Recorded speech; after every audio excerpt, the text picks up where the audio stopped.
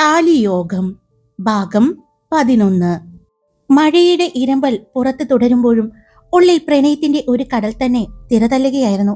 അവർ രണ്ടുപേരും തങ്ങളുടെ പ്രണയത്തിന്റെ പരമോന്നതിയിൽ എത്തിയിരുന്നു. ആ രാത്രിയുടെ നിശബ്ദതയിൽ അവർ ഒന്നായി അലിഞ്ഞു ചേർന്നു. അതേസമയം നന്ദിതയുടെ വീടിന്റെ മുന്നിൽ നിന്ന് ഒരാളുടെ ഫോണിലൂടെ, അതെ, അർജുൻ ദേവരയുടെ കാറ് തന്നെയാണ്, അയാൾ ഇവിടെയുണ്ട്, നന്ദിതയുടെ വീട്ടിൽ എന്നൊരു സന്ദേശം മറ്റൊരു ഫോണിലേക്ക് പോയിരുന്നു. അർജുന്റെ നെഞ്ചിൽ തളർച്ചയോടെ പറ്റിപ്പിടിച്ച് കിടക്കുമ്പോൾ നന്ദിത ഒന്നും അറിയുന്നുണ്ടായിരുന്നില്ല. പുറത്ത് മഴയുടെ സംഗീതം, ഇടയ്ക്കിടെ മിന്നിമറിയുന്ന മിന്നൽ പിണർപ്പുകളും മാത്രം. സമയം മെല്ലെ ഒഴുകിക്കൊണ്ടിരുന്നു. തന്റെ കൈകളിൽ തളർന്നുറങ്ങുന്നവളെ നോക്കി അർജുൻ കുറച്ചു നേരം കൂടി കിടന്നു. പിന്നെ മെല്ലെ ഫോൺ എടുത്തു നോക്കി. 11:30 ആയല്ലോ. അവൻ പതുക്കെ പെറുപിറുത്തു. അവൻ അവളുടെ തോളിൽ മെല്ലെ തട്ടി. നന്ദ, എഴുന്നേൽക്ക്, വിശക്കുന്നില്ലേ നിനക്ക്? വല്ലതും കഴിക്കണ്ടേ? ഉറക്കത്തിന്റെ ആലസ്യത്തിൽ അവൾ പതിയെ കണ്ണു തുറന്നു. ജനാലയ്ക്കൽ മിന്നൽ വെളിച്ചം വന്ന് പതിച്ചപ്പോൾ അവൾ മുഖം ചുളുക്കിക്കൊണ്ട് അവനെ നോക്കി. എന്തുവാ അച്ചുവേട്ടാ? അവൾ കൊഞ്ചലോടെ ചോദിച്ചു. ഒന്നുമില്ലേ, ഭക്ഷണം കഴിക്കണ്ടേ നമുക്ക്? എല്ലാം ഉണ്ടാക്കി വെച്ചതല്ലേ? അവൾ അവനെ ഒന്ന് കൂർപ്പിച്ചു നോക്കിയപ്പോൾ അർജുൻ ചിരിച്ചു. ഇനി അങ്ങനെ നോക്കല്ലേ പെണ്ണെ, സമയം ഒരുപാടായി. ഇപ്പോൾ തന്നെ നമുക്ക് പോയി കഴിക്കാം. ആദ്യം ഒന്ന് ഫ്രഷ് ആവണം. വാ, ഞാൻ കൊണ്ടുപോകാം. വേണ്ട, ഞാൻ പോയിക്കൊള്ളാം. അവൾ എഴുന്നേൽക്കാൻ ശ്രമിച്ചെങ്കിലും അർജുൻ അവളെ സമ്മതിച്ചില്ല. പൂ വിരിയുന്ന ലാഘവത്തോടെ അവളെ കൈകളിൽ കോരിയെടുത്ത് അവൻ വാഷ്റൂമിലേക്ക് നടന്നു. കുറച്ചു സമയത്തിന് ശേഷം ഇരുവരും ഫ്രഷായി പുറത്തേക്കിറങ്ങി. പലാസോയും കുർത്തയും അണിഞ്ഞ് സുന്ദരിയായ നന്ദിതയെ കണ്ടപ്പോൾ അർജുന്റെ കണ്ണുകളിൽ പ്രണയം തുളുമ്പി. താഴെ അടുക്കളയിൽ ഇരിക്കുമ്പോൾ പുറത്ത് കനത്ത മഴ പെയ്യുന്നുണ്ടായിരുന്നു. കറണ്ട് പോകാൻ സാധ്യതയുണ്ട്. നമുക്ക് അടുക്കളയിൽ തന്നെ ഇരുന്ന് കഴിക്കാം, അവൾ പറഞ്ഞു. ഭക്ഷണത്തിനിടയിലും അവളുടെ ഓരോ ചലനങ്ങളും അവൻ കണ്ണുമ വയ്ക്കാതെ നോക്കി നിന്നു.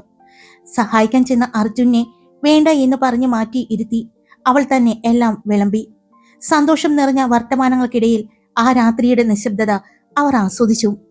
തിരികെ റൂമിലെത്തി വാതിലടച്ചതും നന്ദിത ബെഡിലേക്ക് വീണു. എന്താണ്, അത്രയ്ക്ക് തളർച്ചയാണോ? അർജുൻ അരികിൽ വന്നിരുന്നു കൊണ്ട് ചോദിച്ചു. അറിയില്ല, നല്ല ക്ഷീണം. പുതപ്പിനുള്ളിലേക്ക് നൂഴ്ന്നു കയറി അവൾ പറഞ്ഞു. അവനും അവൾക്കൊപ്പം ആ പുതപ്പിനുള്ളിലേക്ക് ചേർന്ന് കിടന്നു. അപ്പോ ഉറങ്ങാൻ പോവാണോ? അങ്ങനെ ഉറങ്ങിയാ എങ്ങനെ ശരിയാകും? നമുക്ക് കുറെ സംസാരിക്കാനില്ലേ? ഇനി ഒന്നും സംസാരിക്കാനില്ല, അവൾ കണ്ണുകൾ അടച്ച് പറഞ്ഞു. അങ്ങനെ പറഞ്ഞാ പറ്റില്ലല്ലോ മോളെ. അവന്റെ സ്വരം ഒന്ന് താഴ്ന്നു. പ്രണയത്തിന്റെ ആർദ്രമായ നിമിഷങ്ങൾ ആ മുറിയിൽ വീണ്ടും തളിരിട്ടു. ഒടുവിൽ ഏതോ പുലർച്ചെ നേരത്താണ് ഉറക്കം അവരെ പുണർന്നത്. രാവിലെ 6 മണിക്ക് നന്ദിത കണ്ണു തുറക്കുമ്പോൾ ജനാലയിലൂടെ വെളിച്ചം അരിച്ചിറങ്ങുന്നുണ്ടായിരുന്നു. ശരീരം മുഴുവൻ ഒരു സുഖമുള്ള വേദന. അരികിൽ തളർന്നുറങ്ങുന്ന അർജുൻ. അവന്റെ ഒരു കൈ ഇപ്പോഴും അവളെ ചുറ്റിപ്പിടിച്ചിട്ടുണ്ട്. അവൾ മെല്ലെ അവന്റെ തലമുടിയിൽ വിരലൊടിച്ചു. പിന്നെ അറിയാതെ തന്നെ അവന്റെ നെറ്റിയിൽ ഒരു ചുംബനം നൽകി. ആ സ്പർശനം അറിഞ്ഞോണം അവന്റെ ചുണ്ടിൽ ഒരു ചെറിയ പുഞ്ചിരി വിരിഞ്ഞു. അവൾ പതുക്കെ എഴുന്നേറ്റ് മുറിയിൽ ചിതറിക്കിടക്കുന്ന വസ്ത്രങ്ങൾ വാരിക്കൂട്ടി വാഷ്റൂമിലേക്ക് പോയി. ഫ്രഷായി വന്നപ്പോഴും അർജുൻ അതേ കിടപ്പ് തുടരുകയാണ്. ഭാര്യ വീട്ടിലാണല്ലോ ഇങ്ങനെ ഉറങ്ങാൻ, അവൾ തമാശ രൂപേണ പറഞ്ഞു. അതെ, എന്റെ ഭാര്യ വീട് തന്നെയാണ്. എന്റെ ഭാര്യ എന്റെ അടുത്ത് തന്നെയുണ്ട്. കണ്ണു തുറക്കാതെ തന്നെ അവൻ മറുപടി നൽകി. എഴുന്നേറ്റോ? അവൾ അത്ഭുതത്തോടെ ചോദിച്ചു. നിന്റെ ചൂട് മാറിയപ്പോ തന്നെ ഞാൻ ഉണർന്നു. കണ്ണു തുറന്ന് അവളെ നോക്കി അവൻ ചോദിച്ചു. നന്ദ, ഇന്ന് അച്ഛനും അമ്മയും അനിയനും വരുമോ? അവന്റെ മുഖത്തെ വിഷമം കണ്ട് നന്ദിതയ്ക്ക് ചിരി വന്നു. പിന്നെ ഇന്ന് വരുമെന്നല്ലേ പറഞ്ഞത്? ഇനി എപ്പോഴാ നമുക്കെങ്ങനെ ഒന്ന് സ്വസ്ഥമായിട്ടിരിക്കാൻ പറ്റുക? അവന്റെ സ്വരത്തില് സങ്കടം നിഴലിച്ചു. അവൾ അവന്റെ അടുത്തേക്ക് ചെന്ന് അവന്റെ നെറ്റിയിൽ ചുംബിച്ചു. സാരമില്ല കേട്ടോ, ഞാൻ എത്രയും പെട്ടെന്ന് ഇവിടെ സംസാരിക്കാം കേട്ടോ, അവൾ പറഞ്ഞുകൊണ്ട് എഴുന്നേൽക്കാൻ തുടങ്ങിയപ്പോൾ അവൻ അവളെ വലിച്ച് അവന്റെ നെഞ്ചിലേക്ക് ചേർത്തു. അച്ചുവേട്ടാ, വേണ്ട കേട്ടോ, ശരീരത്തിലെ വേദന കാരണം എനിക്ക് എഴുന്നേക്കാൻ പോലും പറ്റുന്നില്ല. അത് സാരമില്ലടാ, ഇന്ന് ഒരു ദിവസം കൂടിയല്ലേ ഉള്ളൂ, അതങ്ങ് മാറിക്കോളും. അർജുൻ കുസൃതിയോടെ അവളെ ചേർത്ത് പിടിച്ചു. അവരുടെ പ്രണയത്തിന് ആ പുലർക്കാലം സാക്ഷിയായി. പുലർക്കാല തണുപ്പിലും ഇരുവരും ഒരുമിച്ച് ഫ്രഷായി പുറത്തേക്കിറങ്ങി. അടുക്കളയിലേക്ക് പോകാനൊരുങ്ങിയ നന്ദിതയുടെ കയ്യിൽ അർജുൻ മുറുകെ പിടിച്ചു. ഒറ്റയ്ക്ക് പോകണ്ട, ഞാനും കൂടി വരാം. അവന്റെ സ്വരത്തിലെ വിങ്ങൽ അവൾ തിരിച്ചറിഞ്ഞു. അടുക്കള വാതിൽ തുറന്ന് പുറത്തിരുന്ന പാൽക്കുപ്പി വേഗം എടുത്തുകൊണ്ട് അവൾ അകത്തേക്ക് കയറി വാതിലടച്ചു. ബ്രേക്ക്ഫാസ്റ്റ് ഉണ്ടാക്കുന്ന തിരക്കിലേക്ക് അവൾ നീങ്ങിയപ്പോൾ സഹായിക്കാൻ അർജുൻ അടുത്തുകൂടി. പക്ഷേ നന്ദിത അവനെ തടഞ്ഞു. വേണ്ട അച്ചുവേട്ടാ, ഇന്നലത്തെ പോലെ അവിടെ ഇരുന്നാ മതി, ഞാൻ വേഗം ഉണ്ടാക്കാം. അവനെ അവിടെ പിടിച്ചിരുത്തി. ഇന്നലത്തെ അത്ര സംസാരം ഉണ്ടായില്ല. എന്നാലും അവൾ വേഗത്തിൽ ഭക്ഷണം റെഡിയാക്കി. ഒരുമിച്ചിരുന്ന് കഴിക്കുമ്പോഴും അർജുന്റെ മുഖം മ്ലാനമായിരുന്നു. ഇന്ന് അച്ഛനും അമ്മയും നന്ദനും ആശുപത്രിയിൽ നിന്നും തിരിച്ചെത്തും. അതോടെ ഞങ്ങൾ മാത്രമുള്ള ഈ പ്രണയ ലോകത്തിന്റെ വാതിൽ എന്നേക്കുമായി അടയുമോ എന്ന് അവൻ ഭയന്നു. നന്ദിതയ്ക്കും അതറിയാമായിരുന്നു. എത്രയും വേഗം അച്ഛനോടും അമ്മയോടും തങ്ങളുടെ ബന്ധത്തെക്കുറിച്ച് സംസാരിക്കണമെന്ന് അവൾ മനസ്സിൽ ഉറപ്പിച്ചു. ഭക്ഷണം കഴിഞ്ഞ് അടുക്കളയൊക്കെ വൃത്തിയാക്കി അവൾ റൂമിലേക്ക് എത്തിയപ്പോൾ അർജുൻ സോഫയിൽ തളർന്നിരിക്കുകയായിരുന്നു. അച്ചുവേട്ടൻ റെഡിയാകുന്നില്ലേ? അവൾ മെല്ലെ ചോദിച്ചു. നീ റെഡിയായിക്കൊള്ളൂ, ഞാൻ വരാം. അവന്റെ മറുപടിയിൽ പഴയ ആവേശമുണ്ടായിരുന്നില്ല. അവളുടെ ഉള്ളം സങ്കടം ഇരമ്പിയെങ്കിലും പുറമേ കാണിക്കാതെ അവൾ ഒരു സാരി എടുത്തൊടുത്തു. തന്നെ കാണാൻ ശ്രദ്ധിക്കാൻ ആളുണ്ട് എന്നുള്ളത് കൊണ്ട് തന്നെ അവൾ ഭംഗിയായി തന്നെ ഒരുങ്ങി. കണ്ണാടിക്ക് മുന്നിൽ നിന്ന് മുടി ഒതുക്കുമ്പോഴാണ് അർജുൻ പിന്നിലൂടെ വന്നത്. അവൻ അവളുടെ പുറകിലൂടെ ചേർത്ത് പിടിച്ചു. അവളുടെ തോളിൽ മുഖമമർത്തി മെല്ലെ ചുംബിച്ചു. ഇനി എപ്പോഴാണ് എനിക്കിങ്ങനെ? അവൻ പാതി വഴിയിൽ നിർത്തി. ഞാൻ എപ്പോഴും അച്ചുവേട്ടനെ കാണുമല്ലോ, പുറത്ത് വെച്ചെങ്കിലും നമുക്ക് കാണാലോ. അവൾ അവനെ ആശ്വസിപ്പിക്കാൻ ശ്രമിച്ചു. അവൻ നന്ദിതയെ ഒന്ന് നോക്കി, പിന്നെ അകന്നു മാറി വസ്ത്രം മാറാൻ തുടങ്ങി. കണ്ണാടിയിലൂടെ അവന്റെ മുഖം കണ്ട നന്ദിതയ്ക്ക് നെഞ്ചു പിടഞ്ഞു. വന്നപ്പോഴുള്ള ആ സന്തോഷമൊക്കെ എവിടെയോ പോയി മറിഞ്ഞിരിക്കുന്നു. തന്റെ ജീവന്റെ പാതി തന്നിൽ നിന്നും അടർന്നു പോകുന്ന വേദന അവൻ അനുഭവിച്ചിരുന്നു. മുറിയിൽ നിന്ന് ഇറങ്ങിയതിന് തൊട്ടു മുൻപ് അവൻ വീണ്ടും അവളെ പിടിച്ചു നിർത്തി. അവളുടെ കഴുത്തിൽ മുഖം ചേർത്തു. പിന്നെ മാറിൽ നിന്നും സാരി അല്പം താഴേക്ക് മാറ്റി. അവൻ പ്രണയത്തോടെ തന്റെ പല്ലുകൾ പതിപ്പിച്ചു. ആ നോവ് അവളിൽ ഒരു സുഖമുള്ള വിങ്ങലായി പടർന്നു. അവന്റെ മുടിയിഴകളിൽ വിരൽ കോർത്ത് പ്രണയത്തോടെ അവൾ അവനെ നോക്കി. ഇനി ഇതൊക്കെ ഓർക്കണം. അവൻ പറഞ്ഞതും നന്ദിതയുടെ കണ്ണുകൾ നിറഞ്ഞു തുളുമ്പി. അവൻ വേഗം താഴേക്ക് നടന്നു. നന്ദിത കണ്ണുകൾ തുടച്ച് പിന്നാലെ ചെന്നു. അവൻ കാറിൽ ഇരുന്നു. അവൾ വീട് പൂട്ടി കാറിലേക്ക് കയറി. അവർ ആ വീടിന്റെ പടിയിറങ്ങുന്നത് ദൂരെ നിന്ന് ഒരാൾ ശ്രദ്ധിക്കുന്നുണ്ടായിരുന്നു. അയാൾ വേഗം ഫോൺ എടുത്തു. ഞാൻ പറഞ്ഞില്ലേ, അർജുൻ ഇവിടെ തന്നെയുണ്ട്. ദേ ഇപ്പോ രണ്ടുപേരും കൂടി ഇറങ്ങി. ഇന്നലെ രാത്രി മുഴുവൻ അവൻ ഇവിടെയായിരുന്നു. ആ ഫോൺ കോൾ പെട്ടെന്ന് കട്ടായി. കോളേജിന് അല്പം അകലെയായി അർജുൻ കാർ നിർത്തി. അമ്മയെ വിളിച്ചു നോക്ക്, ഇന്ന് ഡിസ്ചാർജ് ഉണ്ടാകുമോ എന്ന് ചോദിക്കണം. അവൻ പറഞ്ഞതും നന്ദിത അമ്മയെ വിളിച്ചു. അമ്മേ, നന്ദൻ എങ്ങനെയുണ്ട്? ഇന്ന് വരാൻ പറ്റുമോ? കുഴപ്പമില്ല മോളെ, ഉച്ചയാകുമ്പോഴേക്ക് ഇറങ്ങുന്ന ഡോക്ടർ പറഞ്ഞു. ശരി അമ്മേ, എന്തെങ്കിലും ഉണ്ടെങ്കിൽ എന്നെ വിളിക്കണം എന്ന് പറഞ്ഞ് ഫോൺ വെച്ച് നന്ദിത അർജുനെ നോക്കി. അവന്റെ മുഖത്തെ നിശബ്ദത അവളെ വേദനിപ്പിച്ചു. പെട്ടെന്ന് അർജുൻ തന്റെ സീറ്റ് ബെൽറ്റ് ഊരി. അവളുടെ സീറ്റ് ബെൽറ്റും അഴിച്ചു മാറ്റി. അവളെ വലിച്ച് അവന്റെ നെഞ്ചിലേക്ക് ചേർത്തു. എനിക്ക് സങ്കടം വരുന്നു നന്ദ, അറിയില്ല ഇനി എന്നാ നമുക്കിങ്ങനെ. അവന്റെ ഇടറുന്ന സ്വരത്തിൽ പറഞ്ഞു. നമുക്ക് എപ്പോഴും കാണാലോ അച്ചുവേട്ടാ. അവൾ അവന്റെ നെഞ്ചിൽ തല ചായ്ച്ചു. നിനക്ക് സങ്കടമില്ലേ? അവന്റെ ചോദ്യത്തിന് അവൾ മറുപടി നൽകിയില്ല. അവളുടെ മൗനത്തിൽ എല്ലാം ഉണ്ടായിരുന്നു. പിന്നെ കോളേജ് എത്തുന്നത് വരെ അവർക്കിടയിൽ നിശബ്ദതയായിരുന്നു. ഗേറ്റിന് എതിർവശം വണ്ടി നിർത്തി.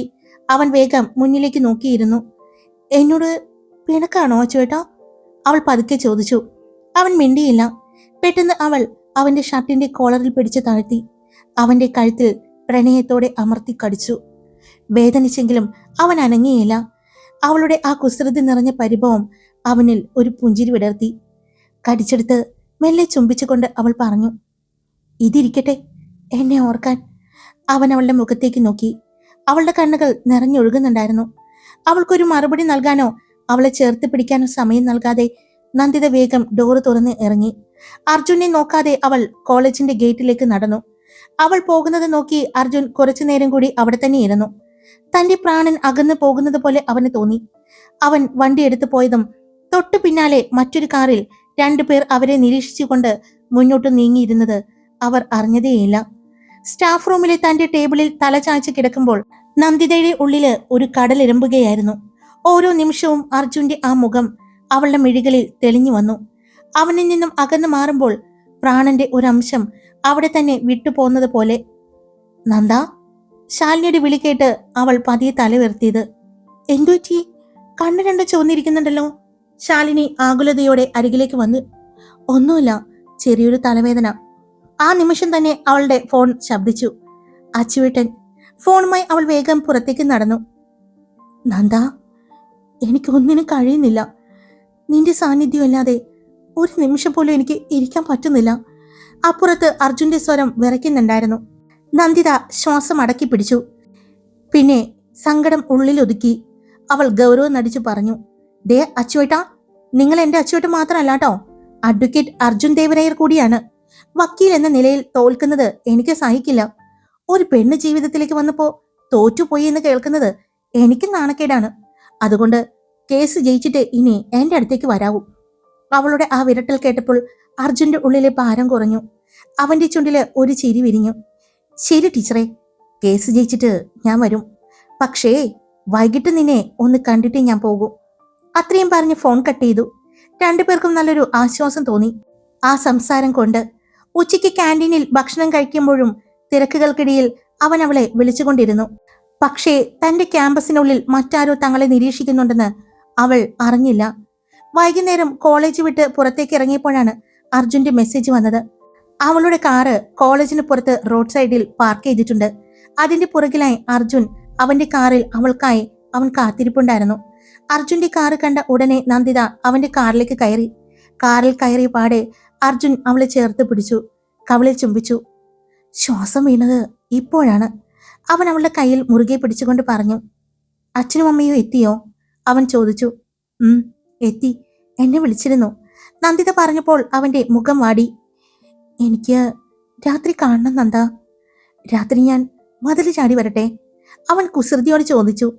മതില് ചാടിയ ആ കാലി ഞാൻ തല്ലി ഓടിക്കും. ഇപ്പൊ പോയി പണി നോക്ക്, കള്ള വക്കീലെ. ചിരിച്ചുകൊണ്ട് അവൾ കാറിൽ നിന്നും ഇറങ്ങി തന്റെ കാറിലേക്ക് കയറി. തിരികെ വീട്ടിലേക്ക് ഡ്രൈവ് ചെയ്യുമ്പോൾ നന്ദിതയുടെ മനസ്സ് അർജുന്റെ ഓർമ്മകളിൽ നിറഞ്ഞു നിൽക്കായിരുന്നു. പെട്ടെന്ന് അവളുടെ ഫോൺ റിങ് ചെയ്തു. അജ്ഞാത നമ്പറാണ്. അർജുനായിരിക്കുമെന്ന് കരുതി അവൾ ഫോൺ എടുത്തത്. ഹലോ. അപ്പോൾ ഇതായിരുന്നു രണ്ടും കൂടിയുള്ള പരിപാടി അല്ലേ? അപ്പുറത്തു നിന്നുള്ള ശബ്ദം കേട്ടതും നന്ദിതയുടെ നെഞ്ചിടിപ്പ് വർദ്ധിച്ചു. നിങ്ങൾ ആരാണ്? അവൾ പതർച്ചയോട് ചോദിച്ചു. ഞാൻ ആരെങ്കിലും ആകട്ടെ. അച്ഛനും അമ്മയും മാറി നിന്നപ്പോ ആ സമയം നോക്കി ആണുങ്ങളെ വീട്ടിൽ കയറ്റുന്നതാണോ നന്ദിത ടീച്ചറുടെ ജോലി? ഒരു പരിഹാസ ചിരിയോടെ ആ ചോദ്യം വന്നപ്പോൾ നന്ദിത ആ ശബ്ദം തിരിച്ചറിഞ്ഞു. ഗായത്രി, നീ? അതെ, ഞാൻ തന്നെ. കൊള്ളാം നന്ദ, 2 ദിവസം അവർ വീട്ടിലില്ലാത്ത നേരത്ത് നീ ആഘോഷിക്കായിരുന്നു അല്ലേ? ഗായത്രിയുടെ വാക്കുകൾ ഒരു അമ്പു പോലെ നന്ദിതയുടെ ഹൃദയത്തിൽ തറച്ചു. തന്റെ രഹസ്യ പ്രണയ നിമിഷങ്ങൾക്ക് പിന്നാലെ ആരോ ഉണ്ടായിരുന്നു എന്ന ഭയം അവളുടെ സിരകളിൽ തണുപ്പായി പടർന്നു. അവളുടെ ഭയവും ഏറിക്കൊണ്ടിരുന്നു. അവൻ മാത്രമേ ഉള്ളോ നിന്റെ ലിസ്റ്റില്? വേറെ ആരെങ്കിലും ഉണ്ടോ? അല്ല നന്ദ, 2 പേരും അനിയനെയും അനിയത്തിയെയും പറ്റിച്ച് നേരത്തെ തുടങ്ങിയ ബന്ധമാണോ ഇത് എന്നെല്ലാം ഗായത്രി ചോദിച്ചു. പെട്ടെന്ന് ഗായത്രിയുടെ ഫോണിൽ നിന്നും വിക്രമിന്റെ ശബ്ദം കേട്ടു. എന്തായാലും നന്ദിത ടീച്ചറെ കൊള്ളാം. 2 രാത്രി അർജുൻ ആ വീട്ടിൽ വെറുതെ സംസാരിച്ചിരിക്കുകയായിരുന്നില്ലല്ലോ. 2 പേരും എന്തായിരുന്നു പരിപാടി? അർജുൻ ദേവരായർ എങ്ങനെയുണ്ട്? കാണാൻ സൂപ്പറാണ്. അതുപോലെ തന്നെയാണോ? ഹോട്ട് ആൻഡ് ഹാൻഡ്സം ആണ് അർജുൻ അല്ലേ വിക്രം? ഗായത്രിയുടെ ശബ്ദം കേട്ടതും അവൾക്ക് സങ്കടവും ദേഷ്യവും തോന്നി. എന്തായാലും കാലക്ക് ടീച്ചറെ. എന്തായാലും 2 പേരുടെയും കുറച്ച് മനോഹരമായ ഫോട്ടോസ് ഞങ്ങളുടെ കയ്യിലുണ്ട്. അത് കോളേജിലെ നോട്ടീസ് ബോർഡിലും മതിലുകളിലും പതിപ്പിച്ചാലോ എന്ന് ഞങ്ങൾ ആലോചിക്കുക. നിങ്ങൾ ഒരുമിച്ച് അമ്പലത്തിൽ പോയതും രാത്രി വീടിനുള്ളിലേക്ക് കയറിയതും പുലർച്ചെ അവിടെ നിന്നും ഇറങ്ങി വന്നതുമെല്ലാം ഞങ്ങൾ ക്യാമറയിൽ പകർത്തിയിട്ടുണ്ട്. മനോഹരമായ കുറച്ച് ഫോട്ടോസും വീഡിയോസും ഞങ്ങളുടെ കയ്യിലുണ്ട്. വിക്രം ക്രൂരമായി ചിരിച്ചു. ഈ ഫോട്ടോസ് എല്ലാം ലീക്ക് ആയാൽ ആ പ്രശസ്തനായ അഡ്വക്കേറ്റ് അർജുൻ ദേവരായർക്ക് പിന്നെ തലയിൽ മുണ്ടിട്ട് നടക്കേണ്ടി വരും. നിനക്ക് പുറത്തിറങ്ങാൻ പോലും പാകില്ല. നാണക്കേട് കൊണ്ട് ആത്മഹത്യ ചെയ്യേണ്ടി വരും നീ. 2 രാത്രി മുഴുവനും ആ വീടിനുള്ളിൽ കേസിനെ പറ്റി സംസാരിക്കായിരുന്നോ? അല്ലെങ്കിൽ അർജുൻ തെളിവുകൾ അന്വേഷിക്കുകയായിരുന്നോ? ആയിരിക്കും ഗായത്രി, തെളിവുകൾ അന്വേഷിക്കുകയായിരിക്കും. അത് പക്ഷേ നന്ദിത ടീച്ചറുടെ ശരീരത്താണെന്ന് മാത്രം. അല്ലേ ടീച്ചറെ? അങ്ങനെ വളരെ മോശമായ രീതിയിലുള്ള വാക്കുകൾ ഗായത്രിയും വിക്രമിന്റെയും വായിൽ നിന്ന് വന്നു. നന്ദിത വിഷമിക്കുന്ന രീതിയിൽ 2 പേരുടെയും സംസാരം നീണ്ടതും നിർത്തുന്നുണ്ടോ? അവൾ ദേഷ്യത്തോടെ ചോദിച്ചു. അതെങ്ങനെ ഞങ്ങൾ നിർത്തും? ഞങ്ങളുടെ 2 പേരുടെയും സന്തോഷം തകർത്തിട്ട് നിങ്ങൾ 2 പേരും സന്തോഷിക്കണ്ട കേട്ടോടി. ഇനിയും നീ അവനെ കാണുകയോ വിളിക്കുകയോ ചെയ്തുവെന്ന് ഞാൻ അറിഞ്ഞാൽ പിന്നെ അറിയാലോ, നിന്റെയും അർജുൻ ദേവരയുടെയും കുറച്ച് ഫോട്ടോസ് ഞങ്ങൾ അങ്ങ് പബ്ലിക് ആക്കും. അതും കുറച്ച് ഹോട്ട് ആയിട്ടുള്ളത്. പിന്നെ അർജുൻ ദേവരയരുടെ അവസ്ഥ, പിന്നെ നിനക്കും നിന്റെ വീട്ടുകാർക്കും പുറത്തിറങ്ങാൻ പറ്റാതെ കൂട്ടത്തോടെ ആത്മഹത്യ ചെയ്യേണ്ടി വരും എന്നെല്ലാം ഗായത്രി ദേഷ്യത്തോടെ പറഞ്ഞു. ആ നാട്ടിലെ എല്ലാവരും ബഹുമാനിക്കുന്ന 2 അധ്യാപകരാണ് നിന്റെ അച്ഛനും അമ്മയും. അവരുടെ അവസ്ഥ പറയണ്ടല്ലോ. വിക്രം പറഞ്ഞതും നന്ദിത തളർച്ചയോടെ സീറ്റിലേക്ക് അമർന്നിരുന്നു. അപ്പൊ പറഞ്ഞത് മറക്കണ്ട, ഞങ്ങള് നിങ്ങൾക്ക് അവസരം തന്നതാണ് 2 പേർക്കും പ്രണയിക്കാൻ, വിട്ടുമാറാൻ പറ്റാത്ത അത്ര പ്രണയിക്കാൻ. ഇപ്പൊ 2 പേർക്കും വിട്ടുപിരിയാൻ പറ്റാത്ത അത്രയ്ക്ക് അടുപ്പമായില്ലേ? ഇനി നിങ്ങൾ തമ്മിൽ പിരിയണം. അപ്പോ അറിയാം മനസ്സിന്റെ വേദന, ഞങ്ങൾ അനുഭവിച്ച വേദന എത്രത്തോളമായിരിക്കുമെന്ന്. കാരണം നിങ്ങൾ മാനസികമായി മാത്രമല്ല, 2 പേരും ശാരീരികമായും അടുത്തിട്ടുണ്ടെന്ന് ഞങ്ങൾക്കറിയാം. അതുകൊണ്ട് അർജുൻ ദേവരയുടെ പ്രശസ്തി എന്നേക്കും ഇല്ലാതാക്കി കളയാൻ നീ ആഗ്രഹിക്കില്ല എന്ന് എനിക്കറിയാം. എന്താ നിങ്ങൾക്ക് വേണ്ടത്? നന്ദിത ചോദിച്ചു. വളരെ സിമ്പിളായൊരു ആവശ്യം. ഇനി നീ അർജുനുമായി ഫോണിൽ സംസാരിക്കാനോ നേരിട്ട് കാണാനോ ശ്രമിക്കരുത്. 2 പേർക്കും കാണാൻ പറ്റാതെ നെഞ്ചു നീറി നടക്കണം. അതാണ് ഞങ്ങൾ നിങ്ങൾക്ക് തരുന്ന ശിക്ഷ. കണ്ടാൽ പറഞ്ഞത് മറക്കണ്ട. നിങ്ങളുടെ മാത്രമല്ല ഫോട്ടോസ് പോകുന്നത്, നിങ്ങളുടെ അനിയന്റെയും അനിയത്തിയുടെയും കുറച്ച് ഫോട്ടോസ് കൂടി ഞങ്ങൾ പുറത്തേക്ക് വിടും. എന്തായാലും ഞാൻ നാണം കെട്ടു. അപ്പോ അവര് കൂടി നാണം കെട്ട് കഴിഞ്ഞാ പിന്നെ അവർക്കും നല്ലൊരു ജീവിതം ഉണ്ടാകില്ല. അത് വേണോ? ഗായത്രി ചോദിച്ചു. വേണ്ട, അങ്ങനെയൊന്നും ചെയ്യല്ലേ, നന്ദിത കരഞ്ഞുകൊണ്ട് പറഞ്ഞു. ഞാൻ പറഞ്ഞത് സത്യമാണ് നന്ദിത മിസ്. എനിക്ക് അവളുടെ വീട്ടില് എപ്പോഴും കയറി ചെല്ലാനുള്ള ഒരു സ്വാതന്ത്ര്യം ഉണ്ടായിരുന്നു, അനന്തികയുടെ. എന്ന് നിങ്ങൾക്ക് അറിയാലോ. അത് ഞാൻ ചെറുതായിട്ടൊന്ന് മിസ്യൂസ് ചെയ്തു. അതുകൊണ്ട് അവളുടെ നല്ല ഭംഗിയുള്ള കുറച്ച് ഫോട്ടോസ് എൻ്റെ കയ്യിലുണ്ട്. ഞാൻ മാത്രം കാണേണ്ട അവളുടെ ശരീരത്തിലെ നഗ്നത പുറം ലോകം കണ്ടാൽ. അതുമാത്രല്ല, നിന്റെ അനിയന്റെ കുറച്ച് ഫോട്ടോസ് കൂടി എൻ്റെ കയ്യിലുണ്ട്. അത് ഞാനുമായിട്ടുള്ളതാണ്. ഗായത്രി അവിടെ നിന്ന് പറഞ്ഞത് കേട്ടതും നന്ദിതയുടെ ശരീരം ശരിക്കും തളർന്നു പോയിരുന്നു. പിന്നെ ഞങ്ങൾ വിളിച്ചതും പറഞ്ഞതൊന്നും അർജുനോട് നീ പറയണ്ട കേട്ടോ. അത്രയും പറഞ്ഞ് ഗായത്രി ഫോൺ കട്ട് ചെയ്തു. എന്തു ചെയ്യണമെന്നും ഒന്നും അറിയാതെ ഞെട്ടലോടെ കരച്ചിലോടെ നന്ദിത ഇരുന്നു. ഹായ്, അപ്പൊ എല്ലാവരും സുഖമായിട്ടിരിക്കുന്നോ? സ്റ്റോറി ഇട്ടിട്ടുണ്ടേ. അടുത്ത സ്റ്റോറി പ്രണയമഴ. ഇത് അപ്ലോഡ് ആയി കഴിയുമ്പോൾ തന്നെ അതും കൂടി ചെയ്യാട്ടോ. അപ്പോൾ ആ സ്റ്റോറിയിൽ കാണാം. പിന്നെ എല്ലാവരും സബ്സ്ക്രൈബ് ചെയ്യാൻ മറക്കരുത് കേട്ടോ. ലൈക്ക് ചെയ്യാനും ഹൈപ്പ് ചെയ്യാനും സബ്സ്ക്രൈബ് ചെയ്യാനും മറക്കല്ലേ. Love you all. It's me Karthika.